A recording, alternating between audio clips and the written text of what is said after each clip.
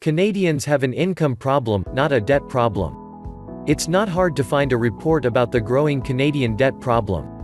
Canadians owe $1.77 for every $1 they make. The average consumer owes $31,400 in installment and auto loans, while borrowing for credit cards and lines of credit average $18,500 per consumer. Finally, there are reports that nearly half of Canadians won't be able to cover basic living expenses without taking on new debt. Half of Canadians say they have less than $200 left over at the end of the month, after household bills and debt payments. Canadians' household savings rate is an abysmal 1.7%. Canadians have a major debt problem. All the warning signs are there. We're overextended, borrowing to maintain our cost of living, and at risk of insolvency if a recession hits. It's a crisis. Our affordability problem not so fast. It looks to me like Canadians have an income problem, not a debt problem. Or, put a different way, Canadians have an affordability problem. The median after-tax income for Canadian families is $71,700, meanwhile, the average house price in Canada is $512,501, that's an incredible 7x income. For reference, the typical rule of thumb for housing affordability is 2.5x income. That means Canadians should be buying homes worth $179,250. It's not just housing. Child care costs have risen faster than inflation in nearly two-thirds of cities since 2017. It's often the single largest household expense after rent or a mortgage. The median cost of child care in Canada's largest cities hovers around $1,000 per month, with parents in Toronto paying $1,675 per month. The exception is in Quebec, where a universal child care program has been in place for more than 2 decades. Families pay $175 per month for child care in Montreal. Transportation is the next largest expense for Canadians. On average, we owe $20,000 on our vehicles. The average price of a new vehicle has risen to $37,577. Today, it's common to see auto loans stretched out over 7 or 8 years. That helps lower monthly payments slightly, but families are easily paying $500 per month or more on each vehicle, with many two-car families. Beyond frivolous debt, all this to say, it's no wonder Canadians are struggling to get by from month to month. We're accessing cheap credit, in a lot of cases, to fund basic living expenses or cover emergencies. It's not like we're out there buying diamonds and furs.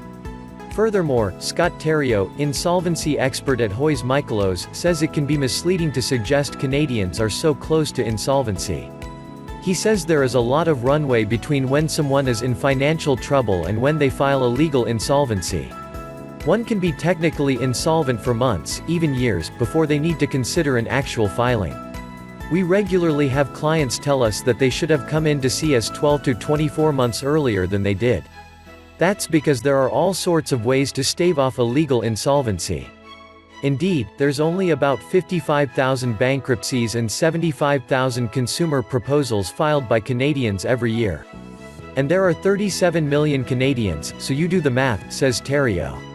It's an income problem. No, we have an income problem that is crippling our ability to save. I've seen it firsthand.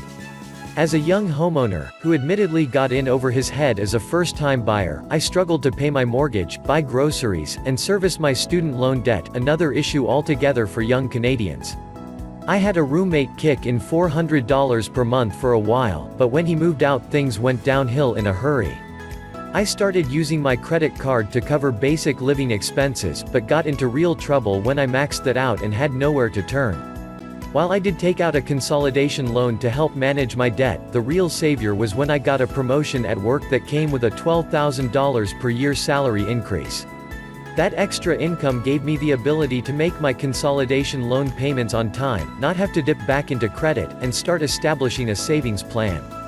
Earning extra income, either through a promotion, career change, or side hustle, has been part of my financial success ever since. Without it, I might still be stuck in a debt spiral, living paycheck to paycheck with no path to financial freedom. But not everyone has the ability to earn extra income. Wage growth is barely keeping up with inflation and hasn't for many years since the global financial crisis. Salaries have been frozen in many industries, especially in the public sector. It's tough to get ahead when you can't even count on an annual cost of living adjustment. Side hustles require time and skill that not everyone has. So we're left to cut costs at the margins and hope that our pets don't get sick, our furnace survives another winter, and our tires can last another year. There's no room for error.